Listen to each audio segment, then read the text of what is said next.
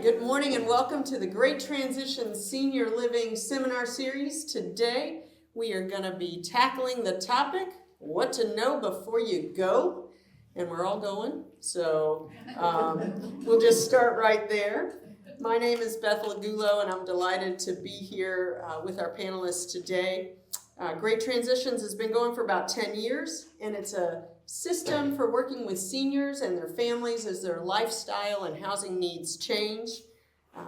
When you're looking to downsize, it can be 12 to 18 months of preparation or sometimes even longer. Or an event can expedite that process. A life event, one like we're going to be talking about today, could even expedite that process. But we're here to guide you through it every step of the way with our proprietary systems and models to make it a little easier and reduce the overwhelm that often comes with making a move, especially if you've been in your house 20, 30, 40, 50 years. So we genuinely believe that helping and guiding seniors is our greatest responsibility, and it's an honor and a privilege to care and help those that have cared and helped for us for so many years. Our objective here today is to educate people on legal, financial, housing, medical, and other general issues of importance. We talk about this being a no-sales zone, but we do have a challenge for you. What's your plan? And if you have a plan, that's really your plan A. So my next question is, what's your plan B, right? Because we all need a plan B. And then finally, have you shared both of those plans with your trusted circle, your loved ones, those people that are going to be surrounding you when that plan needs to be executed? So be thinking about that as we tackle our topic today. It's a little bit of a heavy topic, but super important, right? End-of-life planning and dying are topics that usually we don't bring up in pleasant conversation, right? But it should be part of our conversation because, you know, the old saying, nothing is certain but death and taxes. I think you could get away without paying your taxes, but the death part is 100% certain, right? We're all going to face that. We've forgotten that it's a natural part of the journey of life. Since for the past 150 years, our lifespan has doubled. That never before happened in history. And so I think it's becoming even harder to talk about these topics because we're living longer and longer and longer. And we need to be reminded that death is a human experience and not a medical one. We owe it to our loved ones to start communicating about our wishes, our legacy, and our feelings about end of life. Years ago when I lived in South Florida, our pastor shared that the greatest gift you can give your family is twofold: letting them know that you know where you're going and letting them know what to do with everything when you're gone, right? And that's true, and we never know when that's going to happen. Just Monday, my family celebrated the 11th anniversary of my husband's passing. He died at 47. We did not have a full plan. Now, in our early 40s, were we thinking about a plan? No. Should we have been? Yes. We had some things that we knew would happen, but not everything, and it was really hard to try to plan a funeral when my son and I, we kept saying, well, what would Dad want? What would Dad want, right? Because we had not talked about it. And so one of my missions in life is to start talking about this more often. We're talking about brain health more and more, and we need to talk about death and dying a lot more. So we're going to dive into that today. We've got a fantastic discussion slated today. I've got two marvelous panelists. I'm going to ask them to introduce themselves to you and tell them a little bit about who they are and what they do. Jen, let's start with you.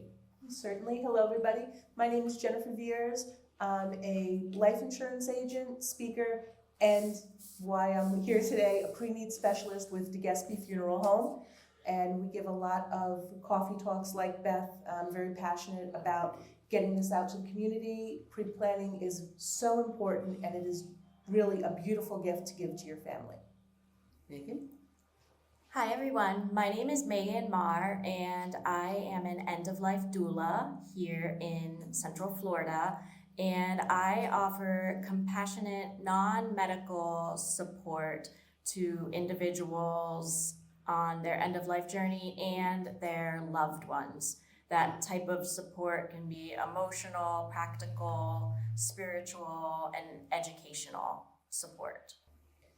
How many of you in the room have ever heard of an end-of-life doula? Okay, I'm impressed. Good. Well, I'm glad you're here today. This is a topic that, a title that's relatively new to me in the past several months. So, and funeral homes are not new to me, but there's some new information that we're going to be sharing today, or it may hit a little bit different. Maybe I talked to a couple people that well, we've been to that seminar before.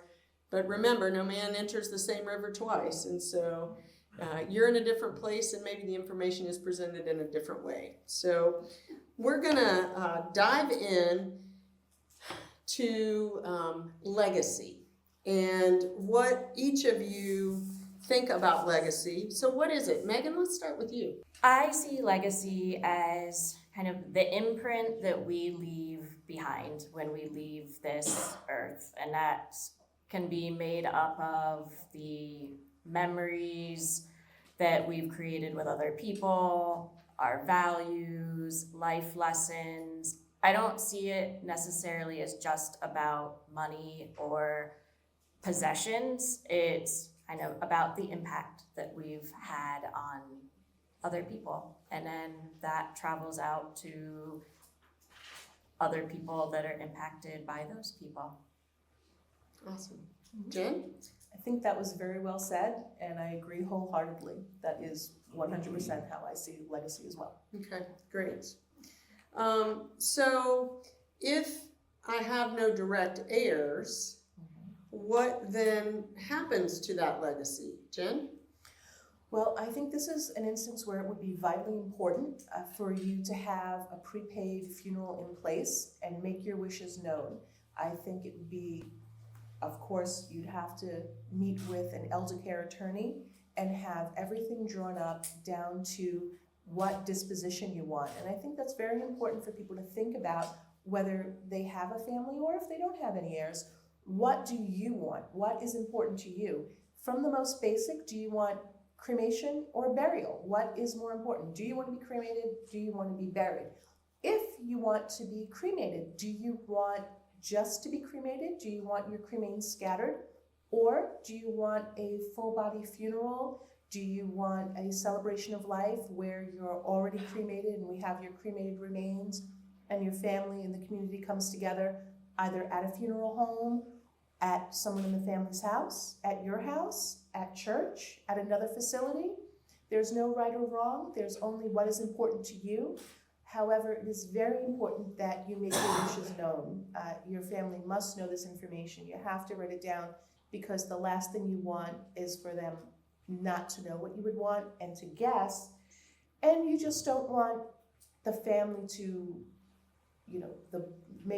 your son thinks you would want one thing and your daughter thinks you would want another, and perhaps then they argue at the worst possible time, the time when you want them to come together. So it is just so important that you have a clear plan in place that makes your wishes known. Okay. Megan, if there are no direct heirs in the picture, how does that change that?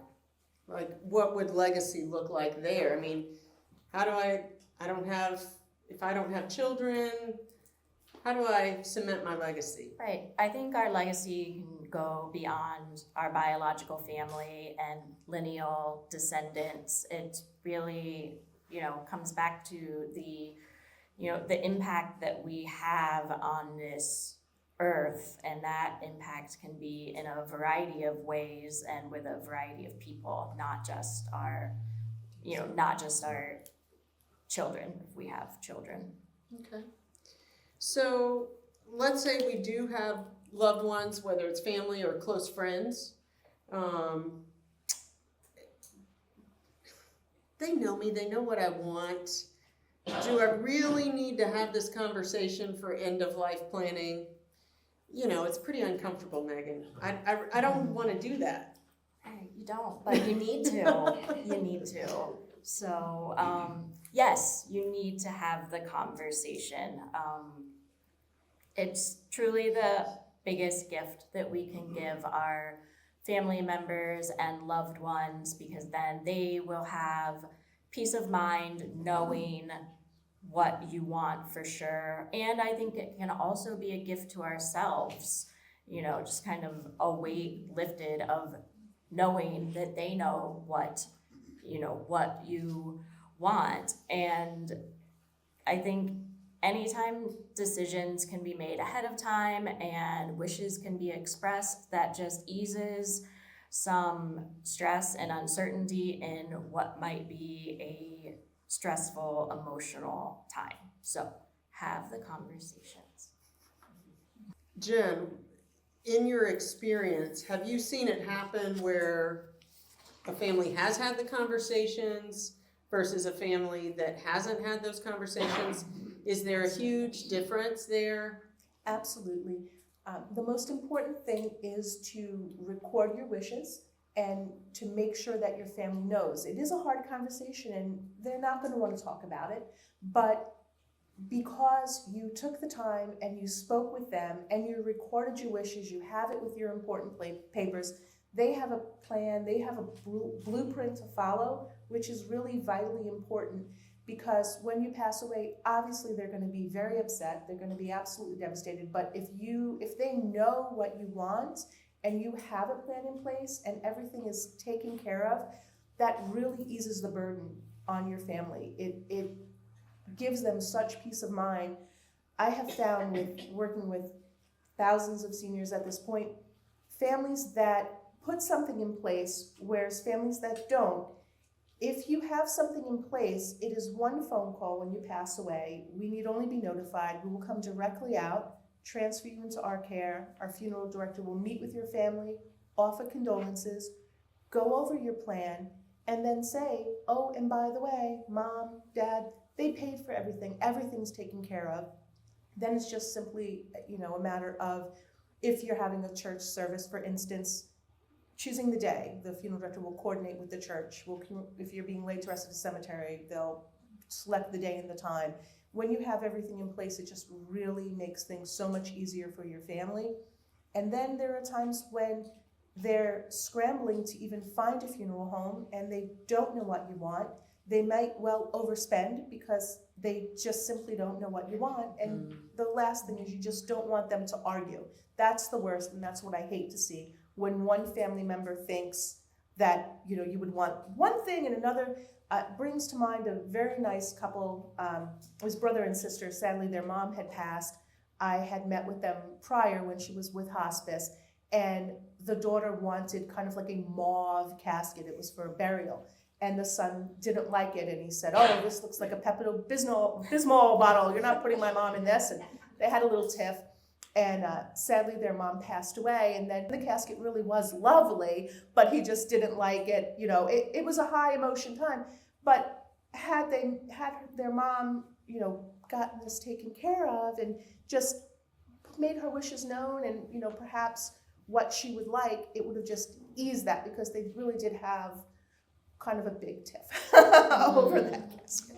And I would think if the plans are made, that it expedites the grieving process. Yes. Like, because you're able to fully embrace the grief. 100%, Beth, and that's really important. Yeah. You know, to start that healing process for them and not to be bogged down with these decisions. Megan, as you've talked to people, have you been able to coach people through having this conversation with their family? Yes, that's definitely something that I do a lot of, because it is kind of a hard conversation to have. It's not, these aren't conversations that we normally have, and sometimes there's some fear that the loved ones they don't want to have this conversation. They don't want to hear this conversation. It's scary and hard to think about, your parents or your person dying. So they don't want any part of it. So I think one of the best things we can do is just kind of start gradual and gently, and it never has to be a one and done conversation. It could even start it as asking them what they would want, and then be able to share what you would want, or vice versa. If you're maybe wanting to talk to someone and learn what their end of life wishes are, you could approach it by sharing what yours are. Just open the door for some conversation. And I think acknowledging that it's a hard conversation to have. I think when we kind of, label and acknowledge the awkward elephant in the room, that invites some ease to the conversation. So Thanksgiving's coming up. You're going to be with your family. It's a great time to have these conversations. But it seriously might be a time to say, I'm really grateful to have you here, and we're going to need to talk about this, maybe not today. When we were in our pre-meeting, we talked about some tools that might be available to us that we can use for pre-planning. And you brought up an interesting one, StoryCorps? StoryCorps, yes. Tell us about that. So StoryCorps is a great tool, especially for legacy building. It's affiliated with NPR, and it's an oral history project. So there's an app and a website, and I believe it's all free. They have different interview questions and templates on there to follow, all different kinds of life review type questions that a family member, a loved one could interview you. And then if you wanted to, it can be recorded and then stored in the National Library of Congress. So it's that audio legacy is there.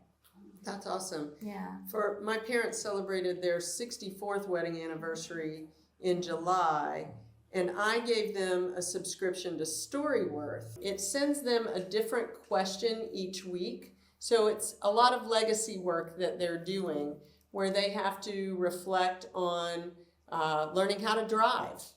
And I got a big kick out of my dad's story. My mom talked about the 38 Chevy that she was forced to learn how to drive on, and it was a horrible car because she was a teenager in the 50s, and that 38 Chevy just was not cool.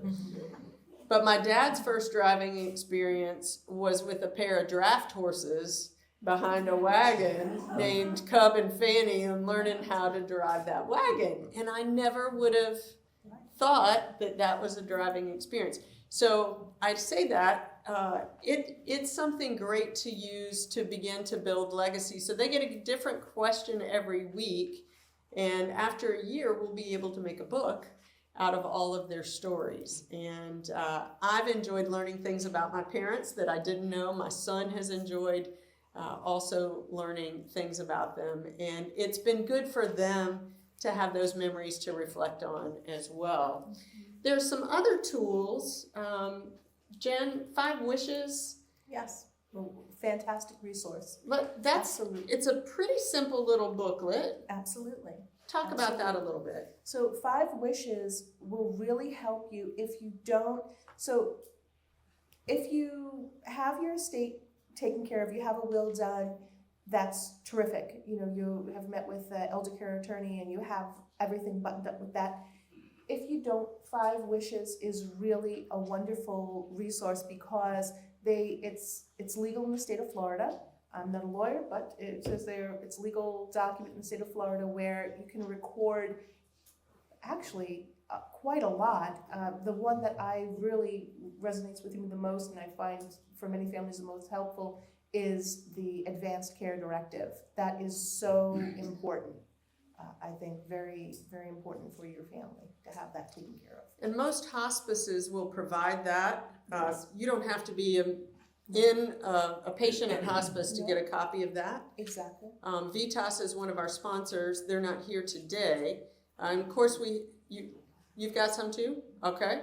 Evershore Financial has some 5 wishes they can get you. Excellent. Linda Solash Reed, back in the peanut gallery back there, is our elder law attorney. And you have copies as well. Great. So that's a great starting place. And in our January seminar, we're actually going to kick off talking about a lot of those things with Linda. But Linda's a great resource for you. So if you've got questions around some of those documents, that's the person to ask, or Sean and Dana, and they'll direct you to the legal side if they need to, certainly. Okay. So let's jump forward a little bit.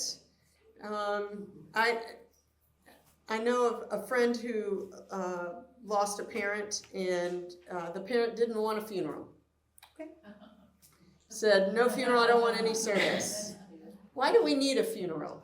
So this is a common misconception, I think, where the funeral is not actually for the deceased. The funeral is for the family. And it's important for the family to be able to come together. It doesn't have to be in a formal setting. It can be as informal or as formal as you want. It can be as religious or not as you want. This is where it's important to make your wishes known and to speak with your family about that. But a funeral is very important for your family to come together with the community, with your friends, and to remember and to start the grieving process, to remember all the wonderful things about you, and just to have that love and that healing. It is vitally important, in my view, for a family to have some sort of a funeral for you.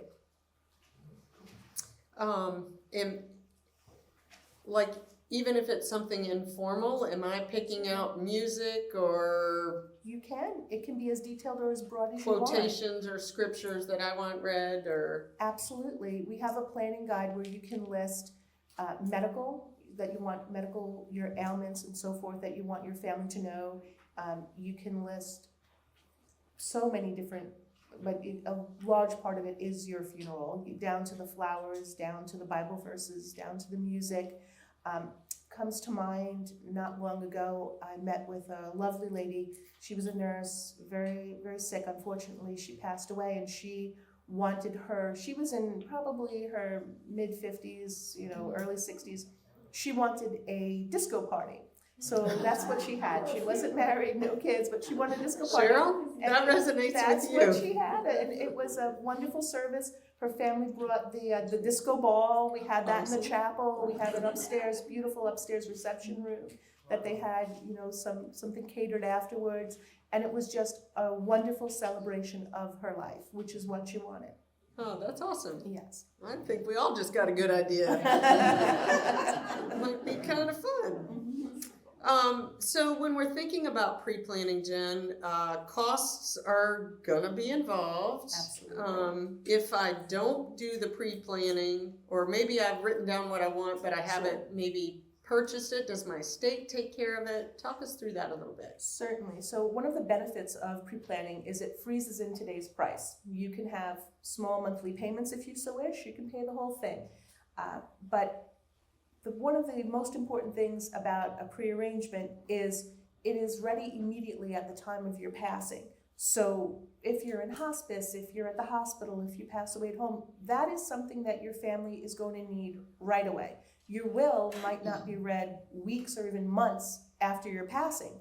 And so that, not only what you want, but the money for it, that it is all paid for, somebody's gonna have to pay for your funeral arrangements. If it's the most basic cremation where we'll go to place of death, transfer you into our care, handle the legalities, and perform cremation. If it's even the basic cremation package, somebody's gonna pay for that, and that somebody is your family if you don't have a pre-arrangement in place. So they might well be reimbursed later on by the estate, but in the moment when it's needed, immediately, your family will have to come out of pocket for that money if you do not have a prepaid funeral in place. Gotcha. So we have some veterans in the room, and we all know veterans. Absolutely. What are some benefits for them? Yes, so I'm glad you brought that up, Beth. I always try to make sure that veterans know for your service, you are able to be laid to rest at any national cemetery, not just yourself, but also your spouse. So how we like to explain it is, once you get past the gates of the cemetery, everything's taken care of for your service. And by that I mean the plot, the headstone, the opening and closing, the vault, the interment service prior to being interred. And it can be in-ground burial, or if you don't want, then there are some people that do not want to be buried, not even their cremated remains. They don't want to be buried. They'd rather be in an above-ground columbarium in a niche. So your cremated remains could be there, or they could be in an in-ground burial in the plot. So everything is taken care of for you, and I think that we don't do enough to make sure that our vets know that they have this benefit available to them for their service to us, to a grateful nation. So if you know any vets, please let them know that. And often they do not realize that their spouse also has that benefit, and they don't realize it. So that's very important. And also, just because you live in Florida, perhaps you live the majority of your life in Ohio and you'd like to be laid to rest in Ohio, you most certainly can be laid to rest in Ohio at the National Cemetery for your service. Is there a minimum time served? Or So that is, it's broken down differently usually for most veterans that are seniors now. The vast majority of them qualify. What I like to tell people is to call the National Cemetery. Our newest one is over in Mims, Cape Canaveral. They're very helpful.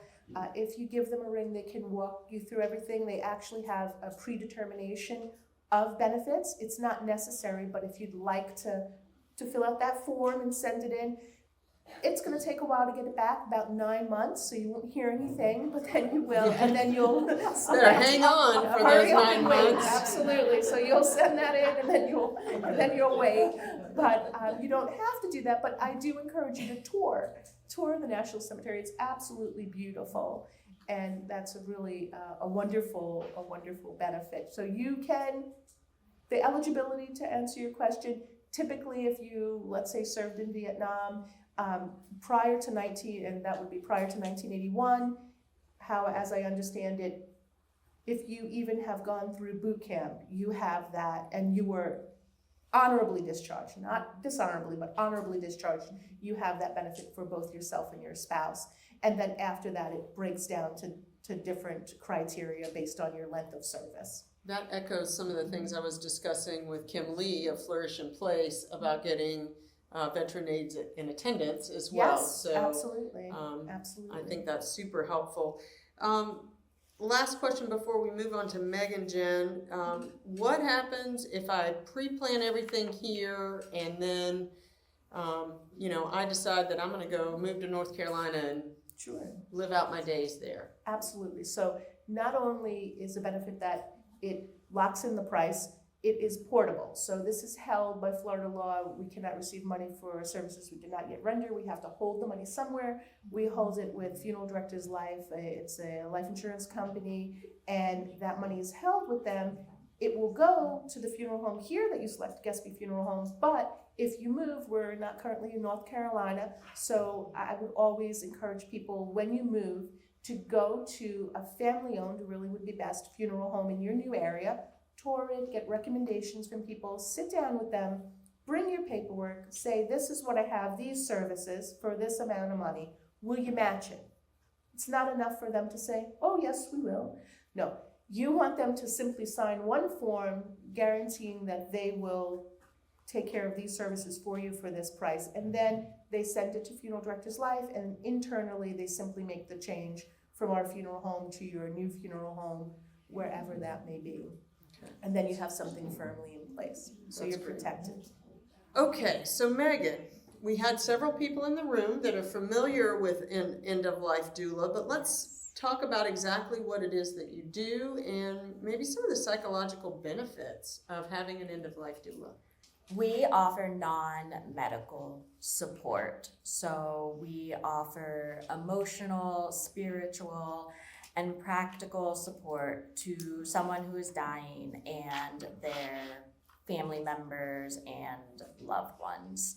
I always like to say that I serve the whole family, not just the person who is dying. So this can look like just being a comforting presence and education about the dying process and the normal stages that our body moves through, and how I loved how you said it's not a medical event, it's a human event, and just that reassurance can bring a lot of comfort, and also helping to navigate some of these conversations that might feel tricky and hard. And families have dynamics, all families have dynamics and things. And so just having a person who's a little bit removed and, you know, doesn't have the lived experience of all of those dynamics can be really helpful in navigating these conversations and just the emotions of kind of everything that's happening. So I think psychological benefits can be just really providing a lot of peace and comfort and closure for the experience that's happening. So, I mean, the reality is we're all actively dying. We sure are. Every day. But if I'm not in those late stages, like, is it ever too early to contact an end-of-life doula to talk through some of these things? And is, like, if I move to a retirement community, would you come visit me there? Things of that nature. It is never too early to contact an end-of-life doula. I think the earlier, the better, because then that's when we can have conversations about what your wishes are, who you want making your healthcare decisions when you're not able to, and the specifics about those decisions. And then have you told that person that they are going to be making your healthcare decisions? Because people don't like to be surprised. So, you know, when there's not a felt sense of urgency, those kinds of conversations can happen with more ease. And there's also more time to do legacy projects. There's a lot of different really meaningful legacy projects that can be done that with more time, it just offers that. And for me personally, and I believe this is the case for just about any end-of-life doula, I go to where my clients are, whether they're in a private home, an assisted living community, an independent community, the hospital, inpatient hospice. I meet them where they are, like literally. That's awesome. Yeah. That's awesome. You referenced legacy projects. Could you maybe give us an example of a legacy project that you've worked on with someone? Sure. So StoryCorps that I mentioned before is a great legacy project example. StoryWorth, I love that you're using StoryWorth, is a great example. Something I did recently for a client is she wanted to write letters to her adult children, but she didn't feel like she could write, like it was hard for her to put words on the page. So we met and she talked about her children and just her love for them and her gratitude and how proud she is of them. And so everything she talked through when we met, I put together in letters for them. And then it kind of went back and forth so that it, you know, the written letter ended up being just how she wanted it. So that was something that I did recently. I love that. It reminds me, and I didn't mention it earlier, of a book that I just started reading that is about writing your ethical will. Yes. Ethical will. So Yes. Linda will take care of the will, you know, the one that we know. But this one is 12 essential questions to tell a life story. And it's written by a rabbi. And I am really, really enjoying it. There was something that I marked. I want to see if it's, yeah. He said if we can, this was something he heard on a podcast referencing taboos around death in Western culture. If we can talk about it, we can manage it. This has been so true in my life. It is the things I do not talk about with the people I love and trust that cause me the most pain and regret, right? So there are tools out there for you to make the process a little bit easier. So once the person has passed, are you done? Or are you still there to help the family maybe with some of the processing and the grief? I'm definitely there for processing and grief. I always like to say I am not a licensed therapist, but if that ever becomes necessary, I have wonderful grief therapists that I can refer to, but I am there for listening and processing and holding that space because I believe that grief needs to be witnessed. We need to tell our stories of grief and loss and tell the experience of what happened. I think that is part of the healing in grief, and that is something that I do.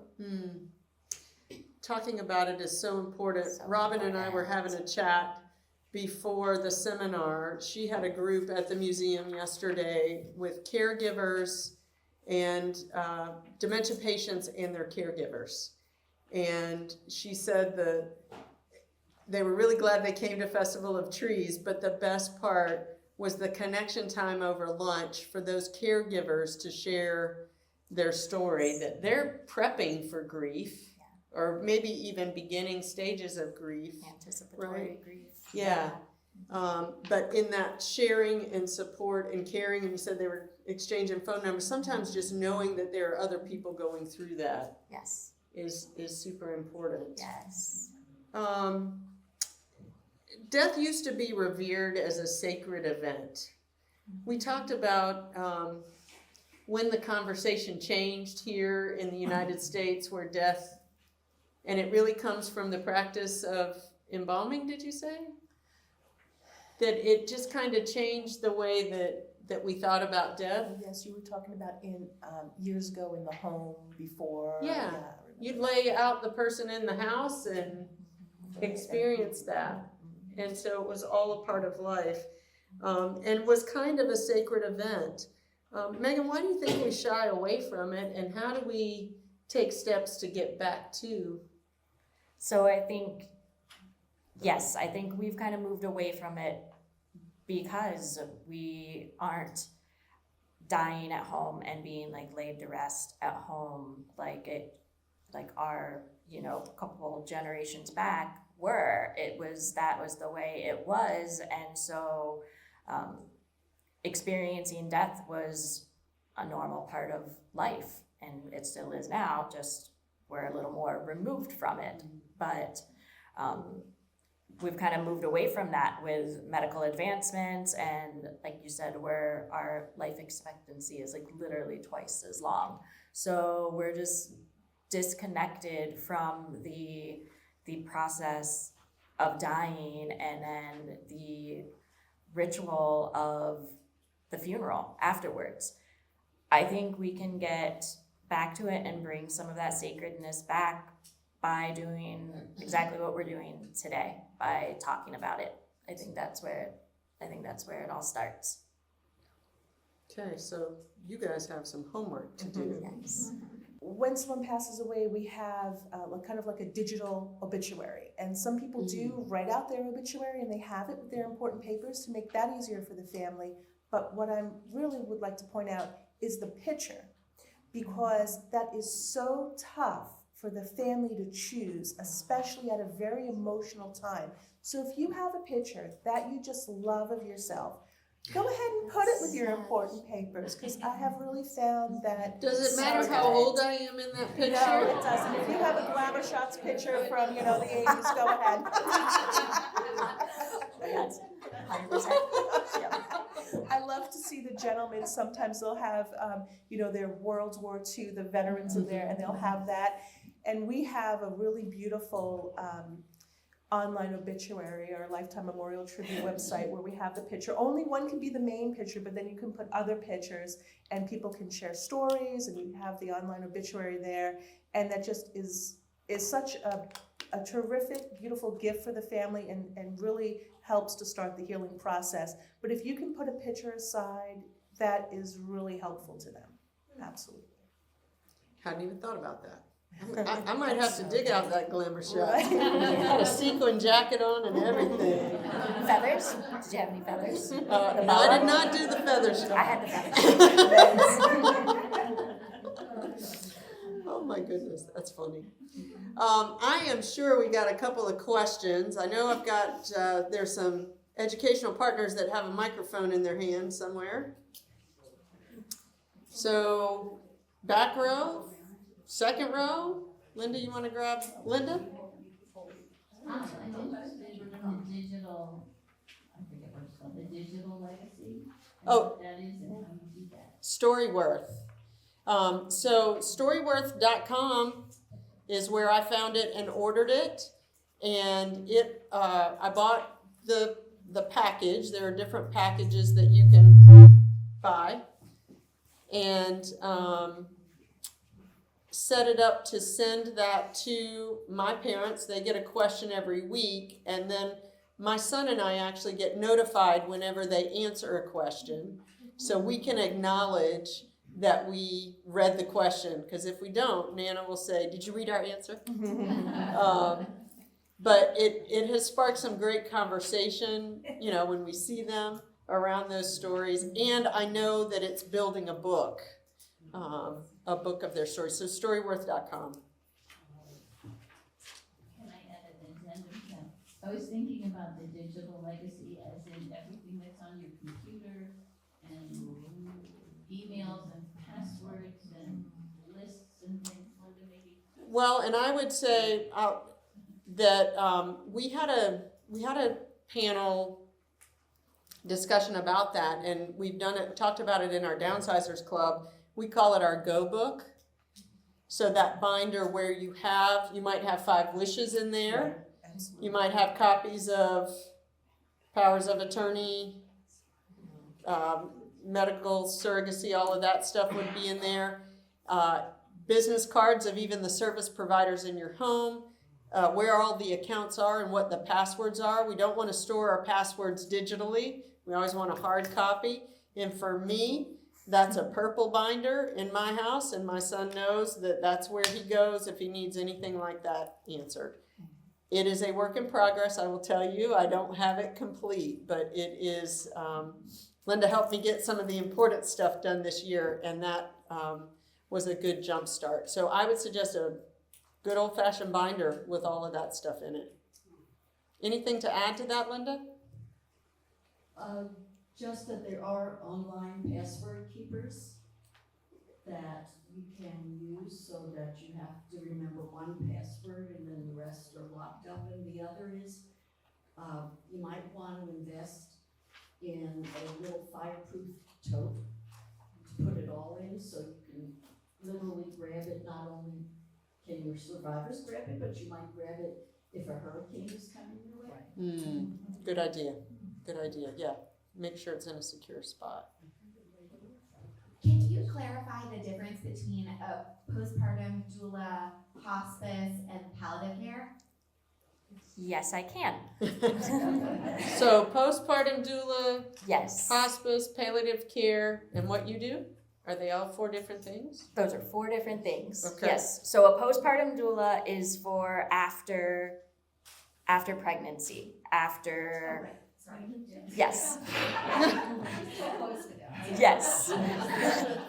She has 2 little ones. Did you sleep last night? I don't know, maybe not. So I'll focus on the other 3. So hospice and palliative care are very similar. In our country, the biggest difference is there's specific eligibility criteria to go on hospice.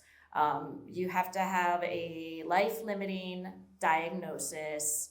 And so if physicians, with their best estimate, they don't have crystal balls, but if they think that if a disease continues on its natural course, that you will pass away within 6 months. That's kind of the main eligibility criteria to be on hospice. And hospice provides comfort care, symptom management. Most hospice services are in the home, a care community, wherever you are. And so that's what hospice is. They just offer that wraparound support for you and your family members. Palliative care is something that is available at any stage of life for symptom management. So if somebody has a chronic illness or kind of a complicated diagnosis, then palliative physicians will be involved to manage those symptoms. Okay, on the front row here, Linda, we're keeping you, this side of the room's really got a lot of questions. We'll see.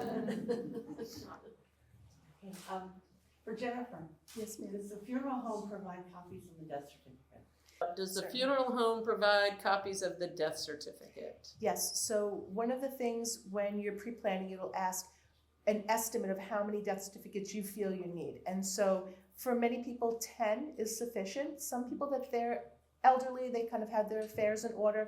Perhaps they need only 5. Somebody else, perhaps they need 20. Perhaps they have their home and they have a beach house. So they have one for the house, one for the beach house. Things like the electric, to change it into somebody's name, that will take a copy. But usually certified death certificates, not a copy, but a certified original death certificate from the state. The funeral home will work with the state, give them the information, the state will generate it, and the funeral home will provide the death certificates to the family to help to settle your affairs. And then when we meet, I also have a kind of just a information stating the different entities that need a death certificate, such as life insurance, if you have a pension.